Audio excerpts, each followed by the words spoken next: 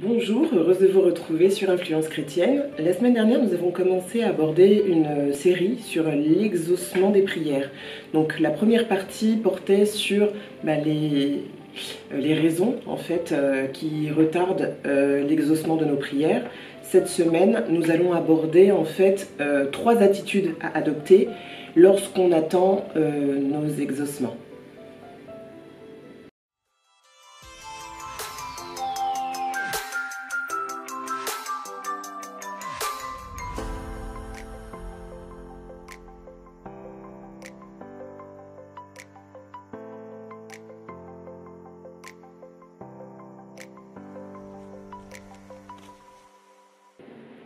Alors, lorsque les exaucements de nos prières tardent à venir, donc la semaine dernière on avait expliqué pour quelles raisons elles tardaient à venir, donc cette semaine nous abordons les 3 attitudes à adopter. 3 attitudes en fait adoptées pendant ces temps d'épreuve, parce qu'en fait on peut considérer que ce sont des temps d'épreuve.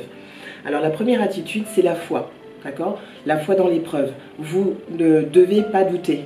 Dieu a fait des promesses et il les accomplira. On nous dit dans Jean 1, 5, versets 14 à 15, dans la version Le Semeur. « Et voici quelle assurance nous avons devant Dieu. Si nous demandons quelque chose qui est conforme à sa volonté, il nous écoute. Et si nous savons qu'il nous écoute, nous savons aussi que l'objet de nos demandes nous est acquis. » Voilà. Il faut demander toujours dans cette attitude de confiance et d'assurance que Dieu, si on lui demande quelque chose en accord avec sa volonté, il nous le donne. Il nous dit aussi dans Habakkuk 2, versets 2 à 3, dans la version Louis II, il nous dit « L'Éternel m'a adressé la parole, et il dit « Écris-la, prophétie, grave-la sur des tables, afin qu'on la lise couramment. Car c'est une prophétie dont le temps est fixé, déjà fixé. Elle marche vers son terme, et elle ne mentira pas. Si elle tarde, attends-la. Car elle s'accomplira certainement. » Nous avons dans cette attitude de foi que nous devons adopter 2 choses principales à faire. Nous devons prier sur nos attitudes à changer, d'accord, qui bloquent en fait nos exaucements. Et en deuxième lieu, nous avons lire et méditer sur les versets qui traitent des objets en fait de notre désobéissance. Vous savez en fait que vous avez l'habitude de commettre un péché spécifique, vous avez des attitudes particulières en fait que vous savez qui ne sont pas conformes à la volonté de Dieu et à sa parole. Alors vous prenez votre Bible et vous méditez en fait sur tous les versets qui traitent de cette désobéissance ou de ce péché. Mais il faut le faire donc avec foi, en sachant, en ayant l'assurance, la confiance, la certitude que la volonté de Dieu, que l'exaucement sera reçu. Quand Habakkuk vous dit qu'elle s'accomplira certainement, on a l'habitude en fait de traduire certainement par quelque chose qui va peut-être arriver, mais certainement ça vient de certain, ça veut dire qu'on est sûr que cette prophétie va se réaliser. On en est sûr. Il faut juste adopter l'attitude adéquate. La deuxième attitude après celle de la foi dans l'épreuve à adopter, c'est la persévérance dans l'épreuve. Alors, ça, je dirais même que c'est l'une des attitudes fondamentales. Quand vous priez en fait pour l'exaucement d'une prière, ne priez pas pour l'exaucement d'un souhait, d'un vœu, d'une bénédiction. Ne priez pas 1, 2 fois. En fait, ne vous lassez pas de prier. Priez en fait jusqu'à l'exaucement en fait de cette jusqu'à l'exaucement de votre prière. Tant que vous n'avez pas reçu, vous ne relâchez pas. Jacques 1, versets 2 à 4, dans la version second 21, nous dit « Mes frères et sœurs, considérez comme un sujet de joie complète les diverses épreuves auxquelles vous pouvez être exposés, sachant que la mise à l'épreuve de votre foi produit la persévérance. Mais il faut que la persévérance accomplisse parfaitement sa tâche, afin que vous soyez parfaitement qualifiés, sans défaut, et qu'il ne vous manque rien. » Vous devez en fait manifester cette persévérance. En tous les cas, tant que, je vous ai dit, tant que l'objet en fait de votre demande n'a pas été reçu, vous devez prier tous les jours, tout le temps. Jésus a enseigné beaucoup au travers des paraboles, dont une en fait qui traite de la persévérance. Vous la connaissez sûrement, donc on la retrouve dans Luc 18, versets 1 à 8. C'est la parabole de la veuve persévérante, ou qu'on appelle aussi souvent la parabole du juge inique. Donc je vous la lis donc dans la version Louis II. Jésus leur adressa une parabole pour montrer qu'il faut toujours prier et ne point se relâcher. Il dit: il y avait dans une ville un juge qui ne craignait point Dieu et qui n'avait d'égard pour personne. Il y avait aussi dans cette ville une veuve qui venait lui dire: fais-moi justice de ma partie adverse. Pendant longtemps, il refusa.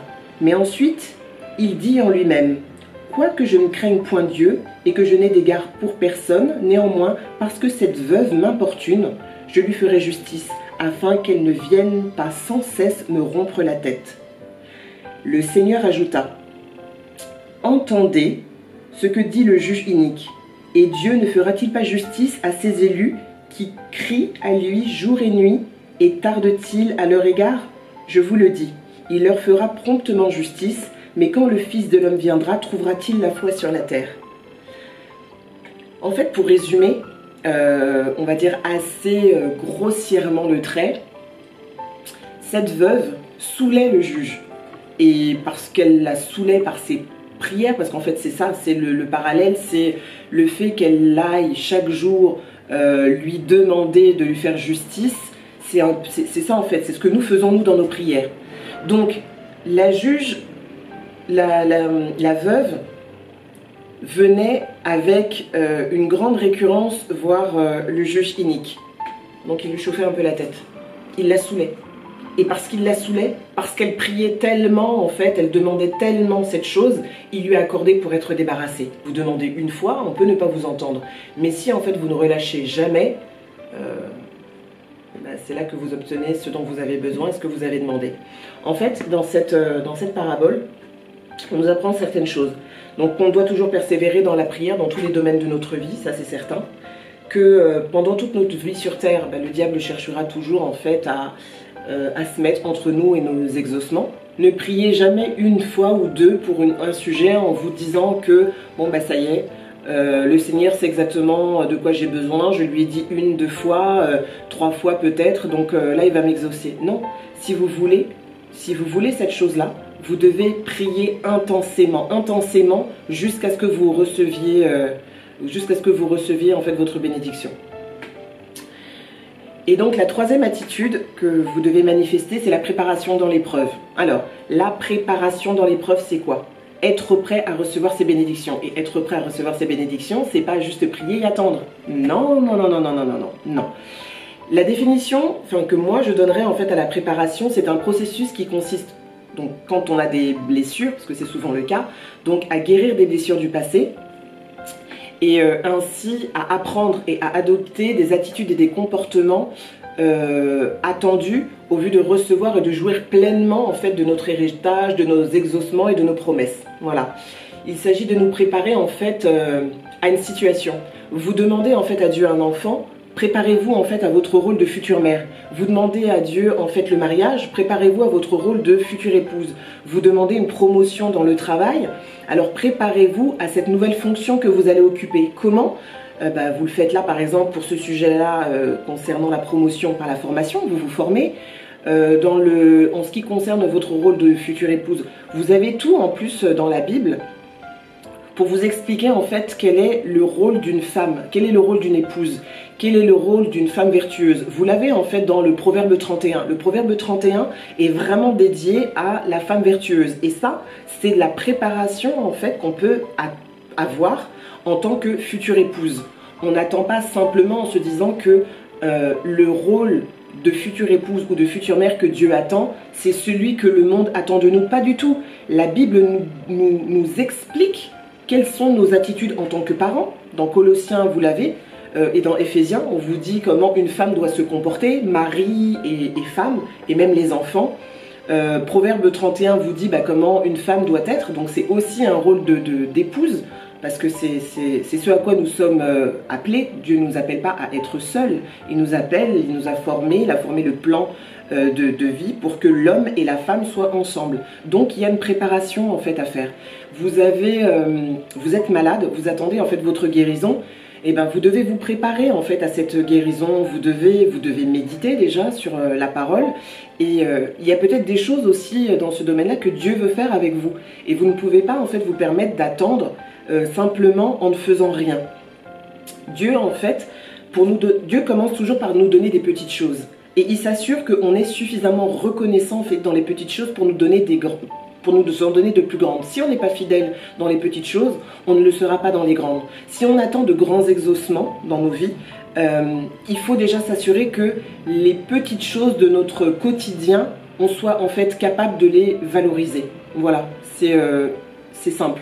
C'est juste ce que Dieu nous demande. Lorsque nous recevons en fait une promesse de Dieu, donc on va recevoir une prophétie pour notre vie ou une parole directement que Dieu va nous adresser, une parole de connaissance, ce que vous voulez. Vous allez recevoir une promesse. Vous savez que voilà votre destinée, Dieu vous voit sur ce chemin, d'accord? Mais quand il vous donne ça, ça ne veut pas dire que ça va s'appliquer maintenant. Il y a une saison en fait pour recevoir nos bénédictions, il y a une saison pour que Dieu nous bénisse dans tel ou tel domaine, d'accord? C'est pas parce que vous recevez donc cette parole que ça veut dire qu'elle va s'appliquer tout de suite. Elle peut s'appliquer dans 6 mois, elle peut s'appliquer dans 2 ans, dans 3 ans, dans 5 ans, mais ce temps qu'il y a entre le moment où on reçoit cette parole et le moment de l'exaucement, on va dire de l'accomplissement de cette promesse, eh ben, il y a un temps entre les deux c'est un temps de préparation, vraiment. Dans la Bible, on le voit donc avec, alors ça c'est l'exemple pour moi le plus flagrant, c'est le peuple hébreu. Ils étaient donc en captivité depuis 400 ans, donc sous le joug du pharaon, donc en Égypte, et Dieu leur donne cette promesse, qui pour moi, on peut penser que c'est 2 promesses, moi je pense que c'est en fait une même promesse. On les délivre de la captivité pour leur donner le pays où coule le lait et le miel qui est Canaan. Donc, Dieu a voulu donc libérer son peuple et lui donner le pays donc, de la promesse par la main de Moïse, puisque c'est Moïse qui a conduit le peuple hébreu dans le désert. Entre l'Égypte et la terre promise, la distance n'était pas grande, d'accord? C'était en fait ils auraient dû atteindre la terre promise en quelques jours, mais cette traversée du désert a duré pendant 40 ans. C'est pas anodin, 40 ans. Pour un trajet qui ne devait faire que quelques jours. En fait, dans le désert, le peuple hébreu a souvent murmuré, s'est souvent rebellé, s'est souvent tourné vers d'autres idoles, et en fait, ils ont échoué dans leur préparation. Et tant qu'ils étaient dans l'échec pendant la préparation, Dieu ne pouvait pas leur donner en fait la bénédiction qu'il avait pour eux. Et ça a duré 40 ans. Aucun de nous ne veut attendre 40 années en fait afin de pouvoir recevoir sa promesse. Personne, je vous assure. Donc les 3 attitudes à adopter, c'est la foi dans l'épreuve, premièrement. Deuxièmement, la persévérance dans l'épreuve. Et troisièmement, la préparation. Et croyez-moi, la dernière étape de la préparation est vraiment capitale. Et je prie pour que vous puissiez recevoir et comprendre l'importance de la préparation pendant le processus d'attente de l'accomplissement des promesses. Parce qu'on n'attend pas les bras croisés, que ça nous tombe dessus, il faut participer. Dieu, pour nous bénir, il a besoin de notre participation, il ne fait pas tout le travail. Voilà. On va prier. Seigneur, je te remercie pour ce temps, pour cette parole, pour ce temps d'enseignement. Et nous voulons, Seigneur, que par ton esprit, que tu nous apprennes à persévérer dans notre foi, qu'elle grandisse et que si elle n'est pas suffisante, qu'on puisse te prier pour augmenter notre foi comme l'ont fait les disciples. Nous voulons également te demander de nous aider dans notre persévérance pour que nous n'abandonnions pas, pour que nous soyons attachés en fait à toutes les promesses que tu as pour nous et que nous puissions chaque jour, te demander sans nous relâcher. Et nous voulons, Seigneur, que tu nous apprennes dans ce temps de préparation à recevoir plus tard nos exaucements.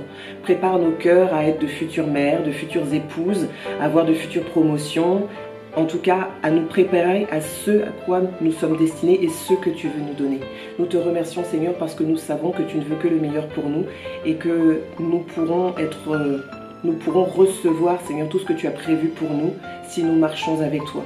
Merci Père pour ton amour et merci Père pour ta fidélité et la miséricorde que tu témoignes chaque jour envers nous. Amen.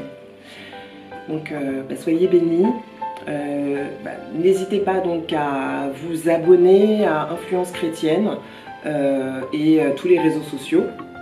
Commentez, likez, partagez et puis encore soyez bénis. Et la semaine prochaine nous aborderons donc la dernière partie en fait de cette série sur les exaucements. Et là on parlera de comment une fois que nos exaucements sont arrivés, comment les maintenir. Parce que le diable rôde toujours et que même une bénédiction que Dieu vous a donnée, le diable peut venir et vous la prendre et la dérober et on abordera comment en fait la garder. Donc voilà. Et je vous dis à très bientôt et soyez bénis. Au revoir.